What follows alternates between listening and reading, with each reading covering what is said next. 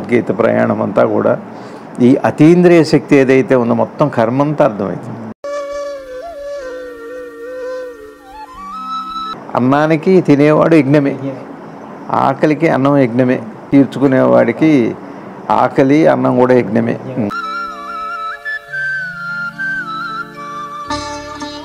అందులో ఏముంది అనే తెలుసుకునే ప్రయత్నము, తెలిసే అవకాశము, తెలుసుకోవటం అంతా కూడా యజ్ఞంలో భాగమే. పరవశం అవటం అంటే మిమ్మల్ని మీరు పోగొట్టం అవటం అంటే మీది అది అవటం ఆ యజ్ఞమే. మెలకువ యొక్క ఆరంభ స్థితిని, మెలకువ యొక్క పనితీరుని అర్థం చేసుకుంటే, అవగాహన అయితే దాని మొత్తం విషయం అంతా దేంట్లో ఉంది శక్తి అంతా అది తెలుస్తుంది. జ్ఞానం అంటే ఇది ఎంత దేంట్లో ఉంది, ఈ విషయం అంతా దేంట్లో ఉందని తెలియటమే జ్ఞానం అంటే. నమస్తే. నమస్తే స్వామి. సద్గురు శ్రీ శివానందమూర్తి భగవానులు వారి గీతా ప్రసంగాల్లో ఈరోజు 3వ అధ్యాయం 10వ శ్లోకం.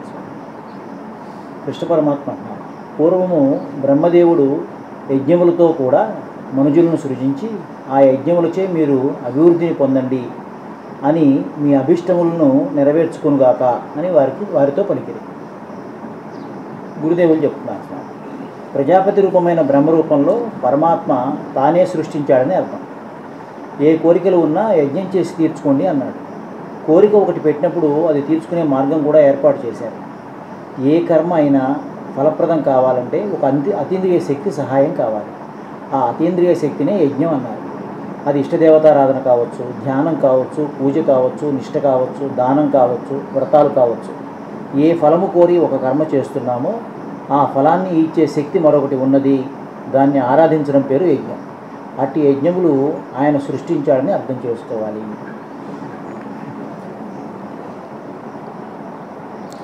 ఓం శ్రీ శివానంద గురుభ్యో నమః. శ్రీ ఆంజనేయ పరబ్రహ్మణే నమః. ఆత్మబంధువులు, ఆత్మస్వరూపులైన అందరికీ నమస్కారం. ఓం నమో భగవతే శ్రీ శివానందాయ. వసుదేవ సుతం దేవం కంసచారూణమర్దనం దేవకీ పరమానందం కృష్ణం వందే జగద్గురు. శ్రీకృష్ణ పరమాత్మలు వారి పాదపద్మాలకి ప్రణమిలుతూ వారిచే అనుగ్రహించబడిన గీతాసారాన్ని సద్గురుదేవులు వివరణ చేస్తున్నారు. దాన్ని మనం విచారణ చేస్తూ అర్థం చేసుకునే ప్రయత్నం చేద్దాం. ఈ రోజున చాలా ప్రత్యేకించి నేను వివరం ఇవ్వకుండానే బాగుంది. ఒకటి. రెండోదేమో సద్గురుదేవులు ఏం చేస్తున్నారంటే మూల అర్థాన్ని మనకు చెబుతున్నారు. యజ్ఞం అంటే ఏమిటి అని మనకు ఉంటాయి అనుమానాలు. అసలు యజ్ఞం ఎందుకు చేయాలి, ఏ యజ్ఞమైనా, ఎన్ని రకాల యజ్ఞాలు ఉన్నాయి, అది తర్వాత యజ్ఞఫలం ఏంటి, ఉద్దేశం, ఇవే మనకి తెలుస్తున్నాయి. ఇది కృష్ణ పరమాత్మ పూర్వం బ్రహ్మదేవుడు యజ్ఞాలతో కూడా సృష్టి చేశాడు. యజ్ఞఫలాల్ని యజ్ఞాలతో అభివృద్ధి పొందండి అని. అది అసలు యజ్ఞం అంటే ఏమిటో మనకి తెలియదు. యజ్ఞం అనగానే మనకి సామాన్యంగా ఉండే అర్థం అదే హోమాలు, అదే దానికి వివరణ సద్గురుదేవులు ఇస్తున్నారు. బ్రహ్మదేవుడు యజ్ఞాలు చేసి మీ కోరికలు తీర్చుకోండి. బ్రహ్మగానే ప్రజాపతి రూపంలో పరమాత్మ తానే సృష్టించాడు ఈ బ్రహ్మని అని. అది దాంతో అనుసంధానంగా ఇది కూడా అంటే క్రియ. ఏ కోరికలున్నా యజ్ఞం చేసి తీర్చుకోండి అని చెబుతూ, మరి కోరికలు ఉన్నప్పుడు తీర్చుకునే విధానం ఒకటి ఉండాలి కదా, దానికి యజ్ఞం పెట్టాడు పరమాత్మ. యజ్ఞాన్ని సృష్టించారు. ఇక్కడ నాకు ఒక చిన్న డౌట్. కోరిక భగవంతుడే పెట్టాడా? సృష్టి చేశాడు, యజ్ఞం చేశాడు, మనుషుల్ని సృష్టించాడు. కోరిక గురించి ప్రత్యేకించి ప్రస్తావిస్తున్నాడు. కోరిక కూడా భగవంతుడే పెట్టాడు. సృష్టిలో సృష్టి అనగానే ఒక ద్వైత భావం వస్తుంది, నేను అది అని వస్తుంది. తర్వాత శరీరంతో కొన్ని ధర్మాలు ఏర్పడతాయి. అట్లానే సృష్టిలో ఉన్న మరో పదార్థంలో కొన్ని ధర్మాలు ఉంటాయి. ఈ కలిసి ప్రయాణమేగా జీవనం ఉంది. కోరిక అంటే అదేగా. నాకు ఆకలి అయింది, అది కోరిక అనుకోండి. మరి నా ఆకలి నాతోనే తీరదుగా, దానికి ఒక పదార్థం, దానికి మళ్ళీ ఒక విధానాలు ఉన్నాయి. అది పరమాత్మ సృష్టించాడు. దాని అర్థం ఇప్పుడు ఒకసారి మెలకు వచ్చిన తర్వాత కదిలిన విధానంలోనే అదే సృష్టి. అంటే అది బ్రహ్మే అయితే కోరిక అనేది బాగా అర్థం చేసుకోండి. అవి క్రియలోనే మూడు ఉన్నాయి.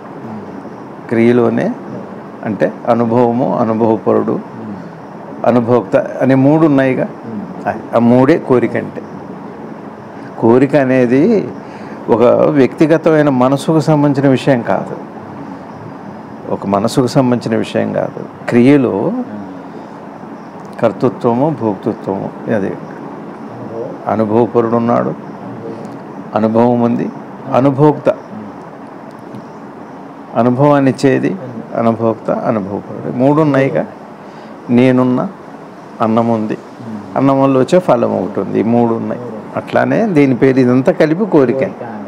ఈ క్రియలో ఉన్న ముఖ్య ఉద్దేశం మూడు అని. కానీ ఒక మనిషికి కలిగే, మనసుకు కలిగే ఒక కదలిక మాత్రమే కోరిక కాదు.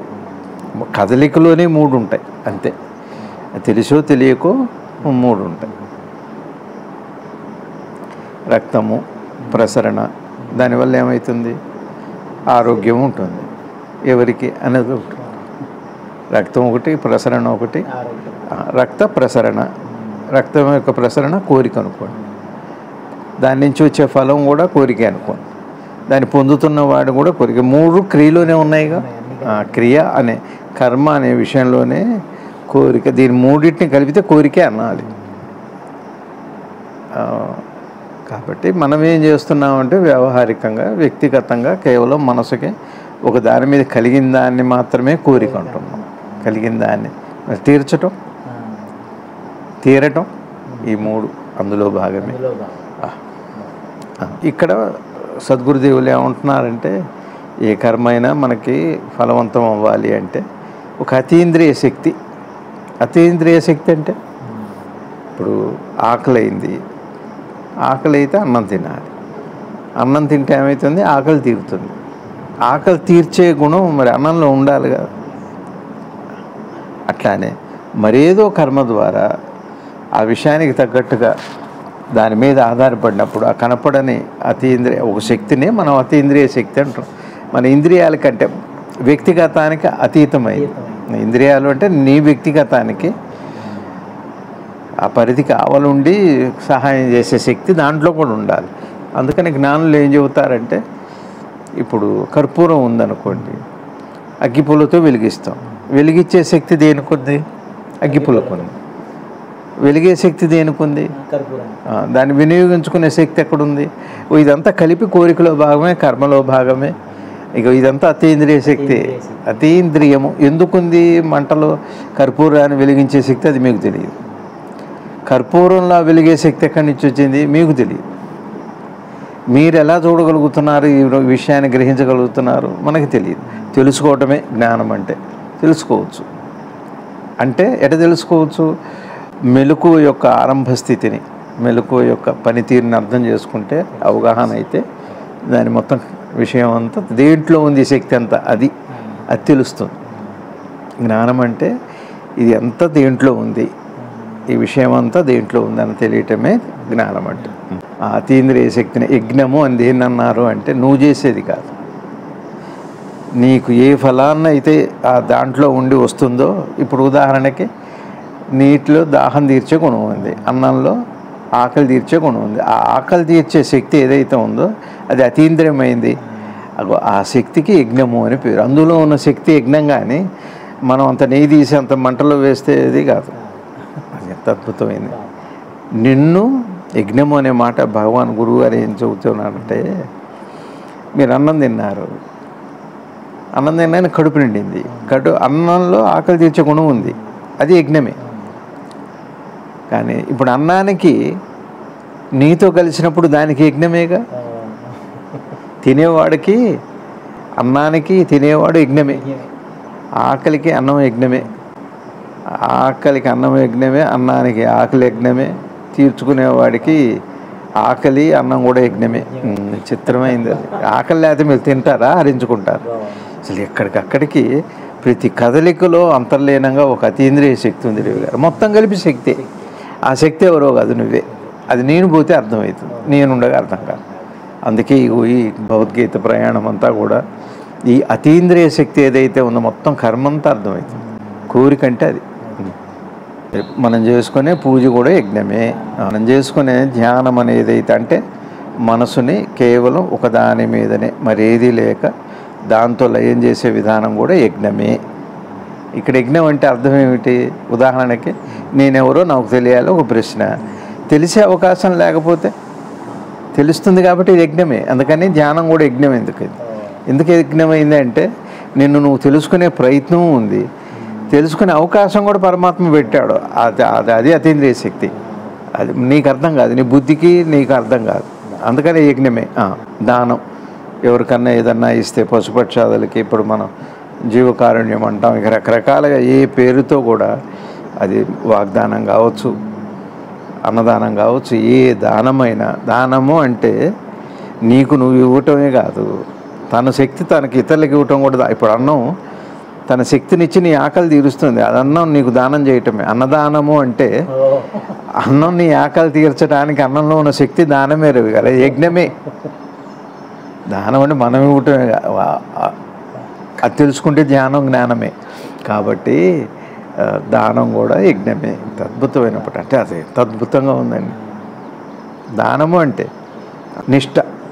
ఇట్లా ఉండాలి, ఇట్లా ఉండాలి, ఇట్లా ఉండాలి, నిష్ట. అందులో నిష్ట అనే మాటకు అర్థం ఏంటి అంటే దాని మూల అర్థాన్ని, పరమార్థాన్ని తెలుసుకోవడం కూడా నిష్టే. నిష్ట అంటే కేవలం మణిపట్టు కట్టుకోవటంను, అంటుకోమని చెప్పడం అవి కాదు. నిష్ట అంటే నిష్ట కలిగి ఉండటము అంటే ఆ పదార్థం, ఆ జ్ఞానము యందు అవగాహనతో పూర్తిగా మనస్సు యొక్క పనితీరు మొత్తం, కర్మ యొక్క పనితీరు మొత్తం తెలియటం కూడా నిష్టే. అది యజ్ఞమే. ఒక పిల్లవాడు శ్రద్ధగా చదవడం యజ్ఞమే, నిష్టే కదా. మీరు ఏ పని చేసినా కూడా అసలు ధ్యానం చేయటానికి జపం చేస్తున్నామో అది యజ్ఞం. జపం చేయటానికి ఆరంభ స్థితి పూజ యజ్ఞం. కాబట్టి అక్కడ ఆ శ్రద్ధ ఏకాగ్రత యజ్ఞమే. అందుకనే మళ్ళీ ఫలం వస్తుంది. శ్రద్ధ కూడా పరమాత్మే ఇచ్చాడు నీకు. భక్తి అన్ని అసలు ఏది సొంతం లేదు కాదు, అన్ని లక్షణాలు ఆ లోపల చైతన్యంలో ఉన్నాయి, వ్యక్తిగతమే లేదు. ఇప్పుడు మీకు యజ్ఞం అంటే అర్థమైంది. నిష్ట కూడా యజ్ఞమే. నిష్ట కూడా నువ్వు ఒక దాని మీద శ్రద్ధ పెట్టి వినటం కూడా యజ్ఞమే. ఫలం రావట్లా. ఇప్పుడు మీరు ఒక పాటని శ్రద్ధగా, దేవుడి పాట ధీర సమీరే యమునా తీరే అనే ఒక పాట, అష్టపదులు అట, చందన చర్చిత నీలకళేబెర ఒక పాట శ్రద్ధగా వింటున్నారు, భక్తిగా వింటున్నారు. అంటేనే ఆర్తి వస్తుంది. మిమ్మల్ని మీరు పోగొట్టుకుంటున్నారు, పరవశులు అవుతున్నారు. పరవశం అవటం అంటే మీరు అది అవుతున్నారు. పరవశం అవటం అంటే మిమ్మల్ని మీరు పోగొట్టం అవటం అంటే మీది అది అవటమే. ఆ యజ్ఞమే. ఆ రెండు అందులో ఉన్నాయి కదా. కాబట్టి నిష్ట యజ్ఞమే, ధ్యానము యజ్ఞమే, దానము యజ్ఞమే, పూజ అన్ని యజ్ఞమే. యజ్ఞము అంటే ప్రతి కర్మలో ఒక ఫలము. వద్దంటే అటు తెలుస్తుంది. వ్రతాలు మనకి పెట్టారుగా పెద్దలు, సత్యనారాయణ వ్రతము యజ్ఞము.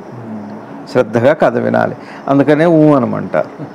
కథ వినేటప్పుడు శ్రద్ధగా వింటే యజ్ఞం అవుతుంది. అంటే యజ్ఞం ఎందుకు అవుతుంది అంటే ఒక అతీంద్రియ శక్తి, నువ్వు ఏ జ్ఞానం కోసం ప్రయత్నం చేస్తున్నావు అది నీకు అనుభవంలోకి వస్తుంది. అందుకని యజ్ఞము అంటే ఫలాన్ని ఇచ్చే శక్తి కలిగింది. శక్తే ఒక యజ్ఞము. శక్తికి ఉన్న శక్తి ఒక యజ్ఞము. శక్తిని ఉపయోగించుకునే శక్తికి యజ్ఞమే. అన్నీ యజ్ఞమే. నువ్వు అది ఇది అన్నీ యజ్ఞమే. నువ్వు అది ఇది అన్నీ యజ్ఞమే. ఇది ఎప్పుడు తెలుసుకుంటున్నాం కదా దానికి ఆ లక్షణం. ఇప్పుడు విజ్ఞాన శాస్త్రం, సైన్స్ అంతా కూడా యజ్ఞమే. ఇది వాడు, ఇదిగో ఇది. ఇప్పుడు మోడర్న్ సైన్స్లో ఇప్పుడు మోడర్న్ మెడిసిన్, అల్లోపతి ఎంత గొప్పది, ఎంత రీసెర్చ్ జరుగుతుంది. ఇప్పుడు సైంటిస్టులు ఇప్పుడున్న వాతావరణంలో జరిగే మార్పులు, పెను మార్పులు, భూకంపాలు, వరదలు, తుఫాన్లు, టైఫోన్లు, టోర్నడోలు ఎందుకు జరుగుతున్నాయి? అది యజ్ఞమే. అంటే మనకేమవుతుంది, అందులో ఏముంది అనే తెలుసుకునే ప్రయత్నము, తెలిసే అవకాశము, తెలుసుకోవటం అంతా కూడా యజ్ఞంలో భాగమే. యజ్ఞం ఏమన్నారు ఇక్కడ? ఏ ఫలం కోరి ఒక కర్మ, ఏ ఫలం కోరి అది అందులో అది ఉంటేనేగా మీకు తెలిసేది. కోరి చేస్తున్నామే, ఆ ఫలాన్ని ఇచ్చే శక్తి మరొకటి ఉంది అని తెలుసుకుంటాంగా.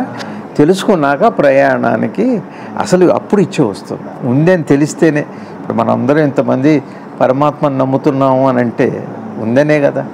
అది నమ్మని వాడు కూడా అది లేదు అంటున్నాయంటే నమ్మకంలో లేదు, అంటంలో ఏదో ఒకటి ఉంది అతనికి, ఏదో ఉంది అతనికి, మరి శాంతం ఏ ఉందో మరి అది అతీంద్రియమే. లేదంటంలో కూడా ఒట్టిగా లేదంటాం కాదు, ఒట్టిగా లేదని ఊరుకుంటే అది కాదు. లేదు అన్న దాంట్లో కూడా ఏముందో, ఉంది అన్న దాంట్లో కూడా ఏముందో ఆధారంగా మూల పదార్థం ఆ శక్తి అది తెలియటానికి, తెలుసుకోవడానికి అవకాశం కూడా యజ్ఞమే. అంత అద్భుతమైన బోధ వాళ్ళది. పరమాత్మ సృష్టిలోనే ఇవన్నీ ఉన్నాయి, ఇట్లా అన్ని యజ్ఞాలే, మొత్తం యజ్ఞమే. రవి గారు కదలికలోనే యజ్ఞం ఉంది, కదలికే ఒక యజ్ఞం. రవి గారు కదలికే అది, అంటే మూల కదలిక ఒక యజ్ఞం. బాగుంది. కోరిక విషయం బాగా చెప్పి, కోరిక అంటే నా ఉద్దేశంలో నా ఉద్దేశం కాదు, నా ఉద్దేశం కూడా నాకు తెలియదు ఇప్పటిదాకా. ఇప్పుడు చెబుతున్నప్పుడు ఆ లోపల సత్యంలో నుంచి వచ్చిన బోధ కాబట్టి తెలిసింది నాకు కూడా, ఈ వ్యక్తికి కూడా ఇప్పుడే తెలిసి. ఎవరికైనా అసలు మనసు ఖాళీ చేసి చెప్పినా, మనసు ఖాళీ చేసి విన్నా ఆ యజ్ఞమే అవుతుంది. అందుకని మంచి బోధ ఇవాళ. సద్గురు శివానంద భగవాన్ వారి పాదాలకి ప్రణమిలుతూ కృష్ణం ముందే జగద్గురు భారత్ మాతాకు జై.